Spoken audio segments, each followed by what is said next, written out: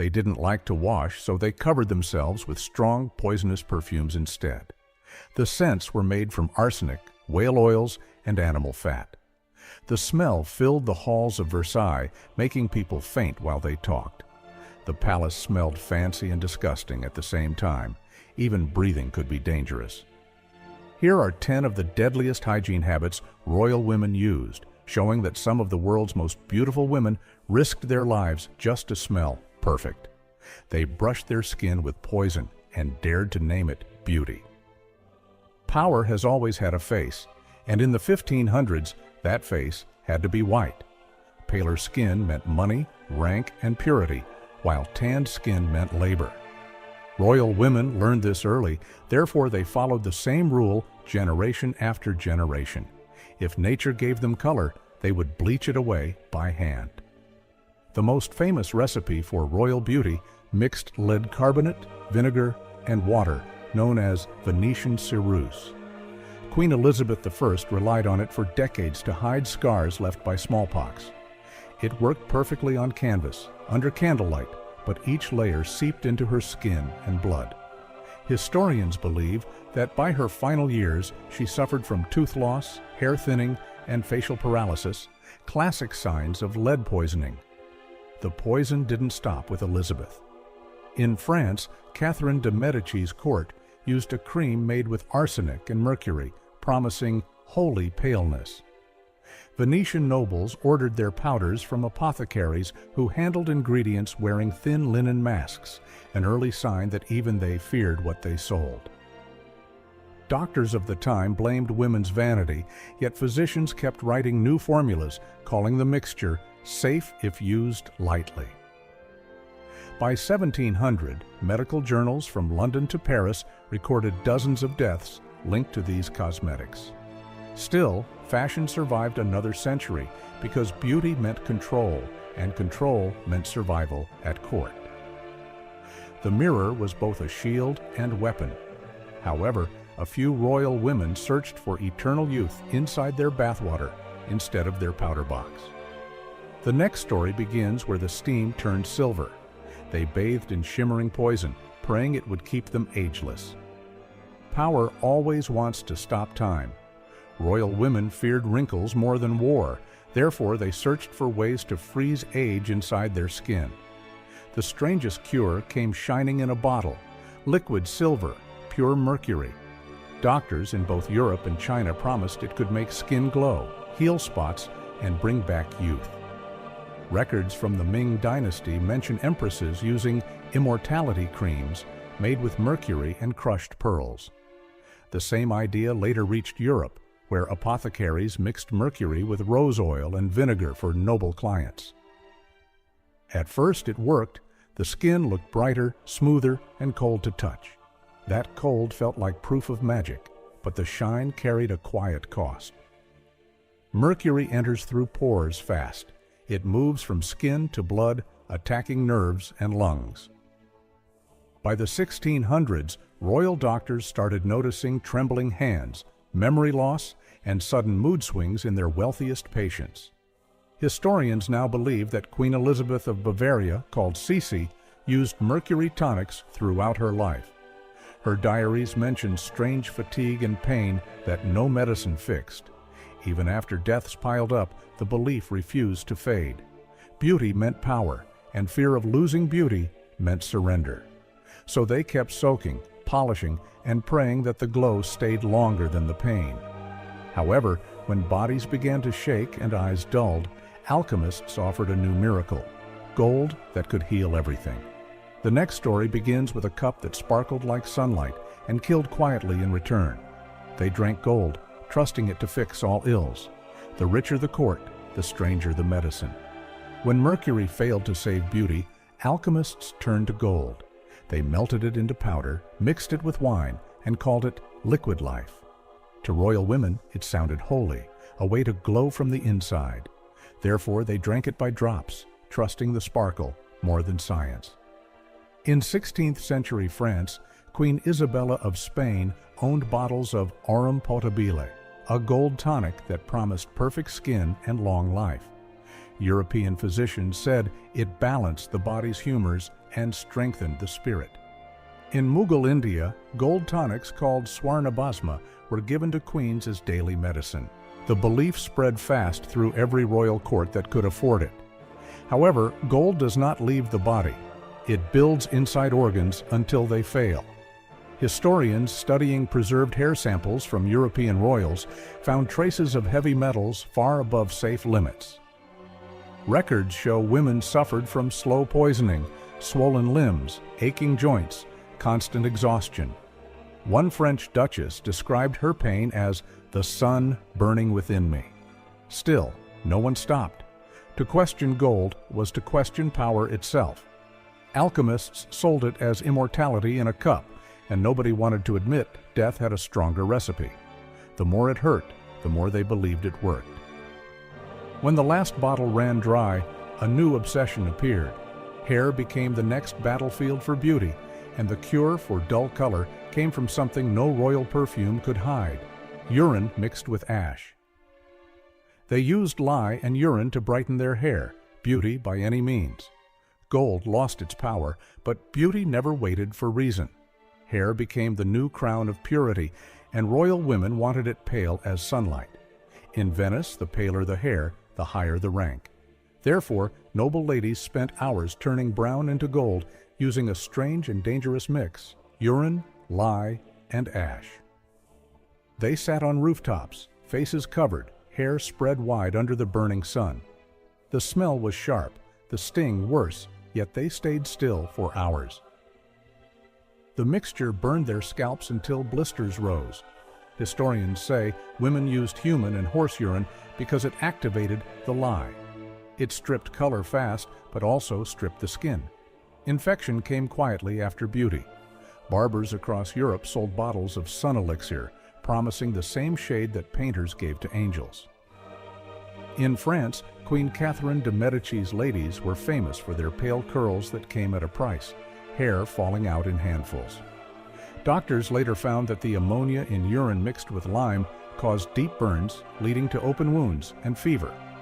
However, nobody stopped because pale hair meant noble birth, and dark roots meant shame. Women covered their sores with silk caps soaked in perfume to hide the smell of medicine and decay. By the late 1700s, wigs replaced real hair, but they brought new dangers with them: perfumed powders made from arsenic and ambergris that filled entire rooms with poison. The next story moves into the world of royal perfume, where beauty finally met suffocation. They perfumed themselves with poison for the sake of beauty. Clean water stayed rare, so perfume became the new kind of soap. Royals covered every inch of skin with scent, therefore palaces smelled sweet even when no one dared to bathe. But inside those crystal bottles hid quiet poison: arsenic, mercury, and animal oils mixed with alcohol. The richer the scent, the deadlier the recipe. At Versailles, rooms were so heavy with perfume that visitors felt dizzy within minutes. Ladies carried silk handkerchiefs soaked in it, pressing them to their faces during conversation. The main ingredient, civet oil, came from glands of wild cats kept in dark cages. Mixed with ambergris and arsenic dust, it made a thick, warm smell that lasted for days and sickness that lasted longer. Perfume makers had no rules. They tested their creations on servants first, watching for fainting or skin burns. By 1750, doctors in Paris linked chronic coughs, migraines, and nerve spasms to scent vapors. Still, no royal court reduced their use. Smelling rich mattered more than breathing well. Queen Marie Antoinette spent a fortune on scent. Records show she ordered more than 60 bottles each month. She kept vials in her hair, gloves, even shoes. The palace staff joked that one spark could set the queen on fire. However, perfume didn't just cover smell, it covered decay. The next obsession would crush breath itself, when fashion demanded a waist thinner than truth and made the corset a weapon of beauty. They pulled the laces so tight, their bodies reshaped themselves. Fashion ruled harder than any king. Every royal woman wanted the perfect waist, thin enough to wrap 2 hands around. Therefore, corsets became their daily cage. Silk outside, steel inside. Each morning, maids pulled the strings tighter until breath turned shallow. The smaller the waist, the higher the status. In the Victorian age, women competed for the thinnest figure. Diaries from 1850 show girls measuring their waists before breakfast, writing numbers like 16 or 17 inches. Doctors soon noticed the cost. Tight lacing squeezed ribs inward, crushing lungs and stomach. X-rays from the early 1900s show organs pushed into strange shapes, like broken shells inside the body. Queen Alexandra of Denmark, wife of King Edward VII, became famous for her tiny frame. She wore heavy corsets even while sick. Her style spread through Europe, forcing factories to build steel-boned versions by the thousands. In London alone, more than 400 corset makers worked full-time to feed the craze. Doctors called it fashion strangulation. Women fainted at dinners and dances, carried away by servants while pretending to smile. To stop bruises, some lined the inside with soft whalebone. But it changed nothing. The pain never left. They just learned to stand taller through it. However, the corset was only one layer of harm. Once the gowns came off, they searched for a new color, something raw and bright enough to bring life back to their pale faces. The next royal secret dripped straight from blood. They used raw meat as makeup, craving instant color.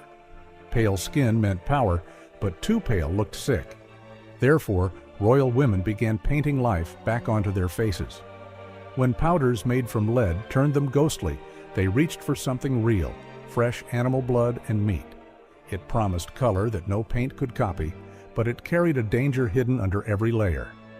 In 18th century France, court ladies used blood from pigeons or calves as rouge.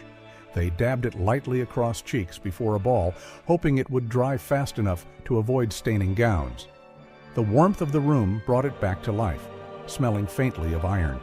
Servants carried small jars of it behind fans, ready for touch-ups between dances. Doctors began warning about fever and infection. Blood spoils quickly, bacteria spreads faster in closed rooms filled with perfume and heat. Still, fashion survived medicine. Historians found notes from Russian nobles describing injections of animal blood to revive youth. Many fell ill within days. Others lost skin to infection, but kept their secret, afraid of ridicule. The obsession came from one simple idea. Color meant health, and health meant beauty. They didn't see the risk because their world valued appearance over breadth. The red glow became a symbol of control in public and weakness in private. However, as medicine advanced, some women traded blood for science. They looked to powders again, this time not for color, but for healing. The next royal habit turned hair into a graveyard, powdered with poison, crawling with lice, and worn like a trophy of death. They crowned themselves with vermin and venom to look refined. When perfume failed to mask the stench of sickness and sweat, royal women turned to wigs, their new crowns of beauty. Therefore, hair became another battlefield between fashion and decay. These towering creations, reaching up to 60 centimeters high in 18th century France, were stuffed with horsehair, wax, and flower powder that turned heads white as marble. At first glance, they looked perfect, but beneath the curls, life swarmed.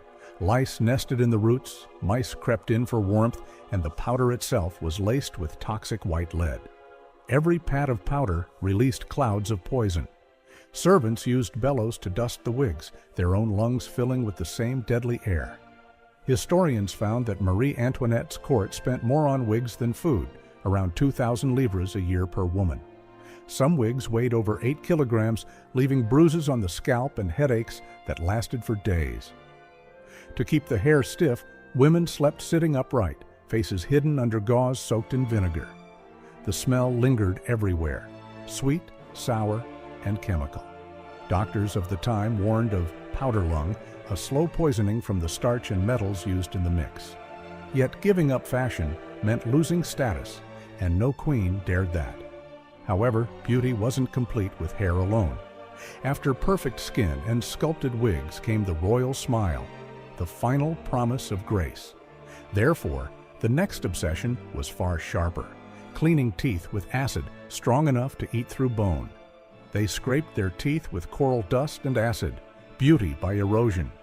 A royal smile could win a kingdom, therefore teeth became trophies. White teeth showed wealth, youth, and purity. But keeping them white came at a heavy price. Instead of toothpaste, noble women used crushed coral, pumice stone, and strong vinegar. The mix cleaned fast, but it tore enamel away with every stroke. In the 1700s, court journals describe morning routines where queens spent an hour polishing their teeth until gums bled. The acid made them shine bright for a few weeks, then pain followed. Once enamel wore off, every sip of wine burned like fire. Yet fashion demanded smiles through pain. Dentists began warning about it as early as 1770. A London surgeon wrote, "They clean the pearl till the pearl is gone." Still, the obsession grew. French aristocrats mixed lemon juice and salt to make an even harsher polish. By the late 18th century, tooth decay spread across Europe's elite, faster than among poor peasants who brushed with charcoal.